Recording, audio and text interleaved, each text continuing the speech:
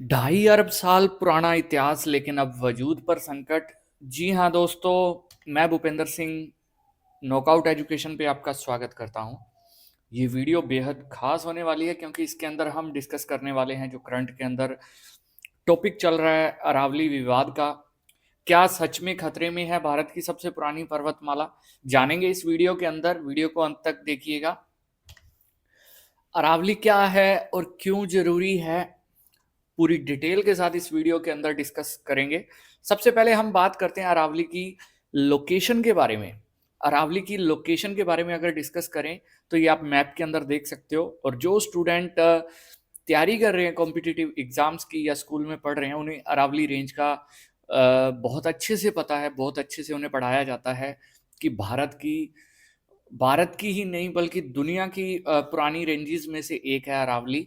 और यह मतलब जो अपने इंडिया है उसमें राजस्थान, हरियाणा, दिल्ली, एनसीआर और गुजरात तक फैली हुई है।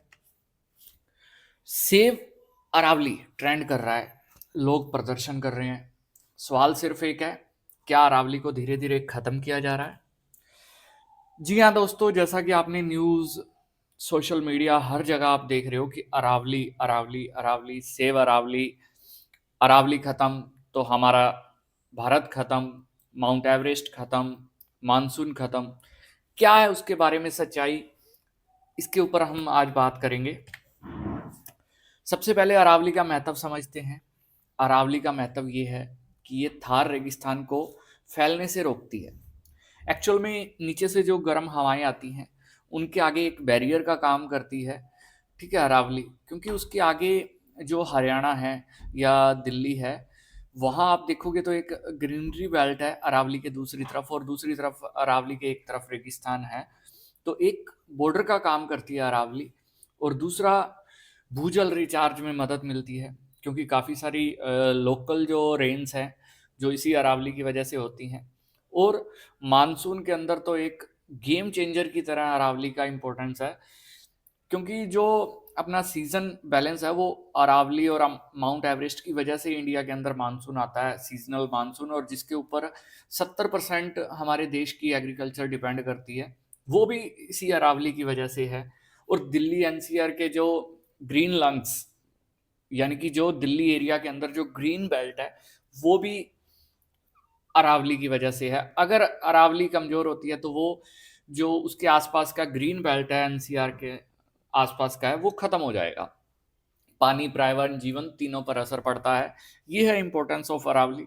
बाकी इसके अलावा अरावली की जो इम्पोर्टेंस है, बे इंतहा इम्पोर्टेंस है, उसको गिनाया नहीं जा सकता। अब बात करते हैं कि असल विवाद क्या है। सुप्रीम कोर्ट की एक अभी नई कानून परिभाषा को मंजूरी दी है, जो प्रोडिक्ट आई है उनकी, उसको आने के बाद चारों तरफ हंगामा हो रहा है। सेव अरावली एक्चुअल में क्या है? नई परिभाषा के अनुसार सिर्फ वही पहाड़ अरावली माने जाएंगे जिसकी ऊंचाई आसपास की जमीन से कम 100 मीटर ज्यादा हो। अब ये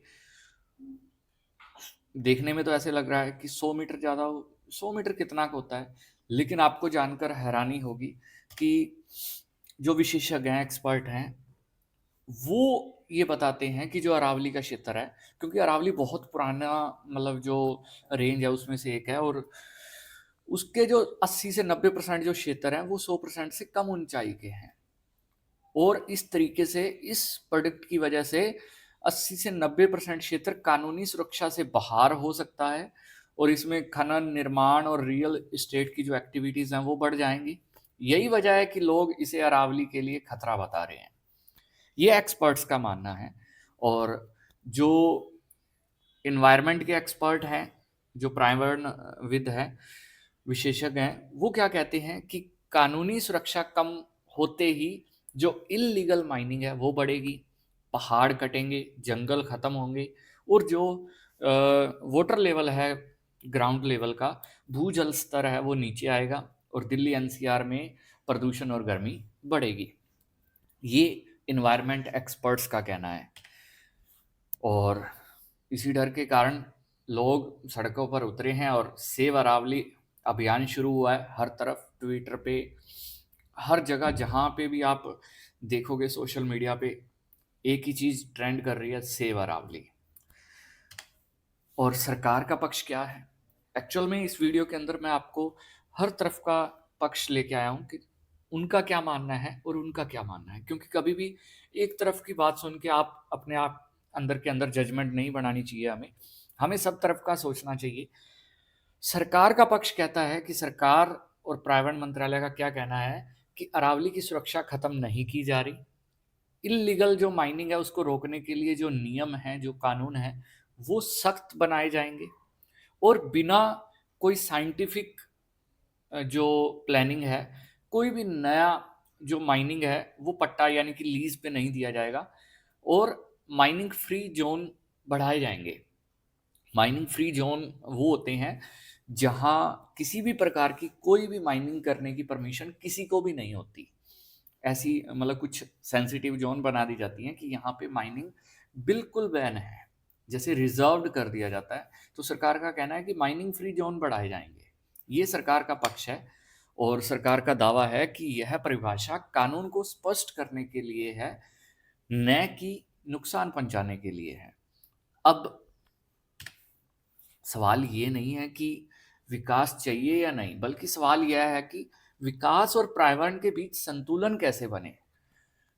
हमें डेवलपमेंट भी चाहिए और इन्वायरमेंट भी हमें बचाना है आने वाली पीढ़ियों के लिए, क्योंकि अगर अरावली बचेगी तो पानी बचेगा, हवा बचेगी और आने वाली पीढ़ी बचेगी। क्योंकि जो स्टूडेंट जियोग्राफी के अंदर स्टडी कर रहे हैं या गवर्नमेंट जॉब की तैयारी कर रहे हैं, वो जब मानसून की स्टडी करते हैं या अरावली के बारे में, इन रेंजेस के बारे में पढ़ते हैं, तो उन्हें पता है कि अरावली की क्या इम्पोर्टेंस है। अगर अरावली को आप जीरो मान लो तो इंडिया का जो इन्वायरमेंट है एक अलग तरह का इन्वायरमेंट होगा, आप इमेजिन नहीं कर सकते। या तो क्या होगा, पूरा रेगिस्तान होगा, डायरेक्ट हवाएं, गर्म हवाएं हिमालय से टकराएंगी और हिमालय पिघलेगा और बाढ़ जैसी स्थिति आएगी और देश खत्म होएगा। ऐसी तक सिचुएशन भी आ सकती है अगर अरावली को आप जीरो कर देते हो। क्योंकि अरावली एक गेम चेंजर है मानसून के अंदर, और जो इंडिया का सीजनल है कि, और जो मानसून की एक सर्कुलेशन है ना इंडिया के अंदर, वो अरावली की वजह से है। अरावली का उसमें बहुत बड़ा योगदान है। हिमालय का तो उसमें है ही है, क्योंकि हिमालय ऊपर से आने वाली ठंडी हवाओं को इंडिया के अंदर रोकता है आने से। इसी प्रकार अरावली जो है ये गर्म हवाओं को, अपने नॉर्दर्न एरिया को बचाती है गर्म हवाओं से। अदरवाइज क्या होता, ऊपर वाला नॉर्दर्न एरिया सारा रेगिस्तान होता अगर अरावली ना होती तो। बाकी कंक्लूजन, जो अरावली विवाद है आज सिर्फ एक कानूनी मुद्दा नहीं है, यह भारत के पर्यावरण भविष्य से जुड़ा हुआ सवाल है।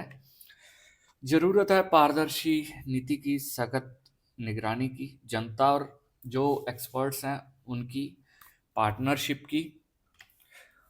आप क्या सोचते हैं, क्या अरावली सुरक्षित है या खतरे में है? कमेंट में अपनी राय जरूर लिखें। वीडियो पसंद आया तो लाइक करें, शेयर करें, चैनल को सब्सक्राइब करें।